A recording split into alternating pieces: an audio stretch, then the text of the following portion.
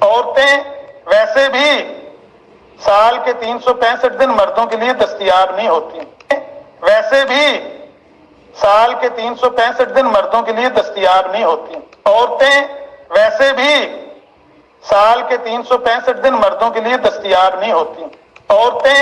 ویسے بھی سال کے 365 دن مردوں کے لیے دستیاب نہیں ہوتی۔ پھر بھی جو ہے نا وہ مجھے بہت افسوس ہوا، یہ تو میں جانتا تھا کہ عامر نذیر اس کے اعتراض کا جواب نہیں دے پائے گا، لیکن وہ رسول کریم صلی اللہ علیہ وسلم پہ لگائے ہوئے الزاموں کو قبول کر لے گا یہ مجھے امید نہیں تھی۔ بتائیے، اس نے اعتراض کیا کہ رسول کریم صلی اللہ علیہ وسلم میں نعوذ باللہ قوت شہوانی بہت زیادہ تھی، شہوانیت بہت زیادہ تھی، اسی وجہ سے رسول کریم صلی اللہ علیہ وسلم نے اس قدر شادیاں کی، یہ اس کا اعتراض تھا۔ اب اس کے ایک منٹ سنیں، اب اس اعتراض کے جواب میں یہ کہنا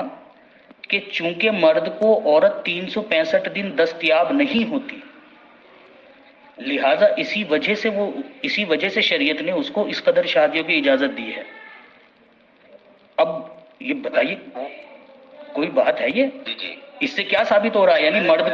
مرد کو 365 دن دستیاب ہونی چاہیے عورت؟ نہیں کر پائے، میں نے مطلب یہ بات پہلے کہی ہے کہ عامر بھائی ڈیپینڈ نہیں کر پائے، یہ چیز میں نے پہلے کہی ہے، اور یہ میں نے عامر بھائی کو بھی کہی ہے، میں نے کہا عامر بھائی اس چیز پہ کام کرنے کی ضرورت ہے جی،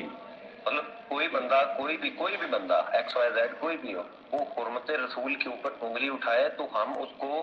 ایک اچھا جواب نہ دے پائیں تو ہماری مسلمانی میں شک ہے۔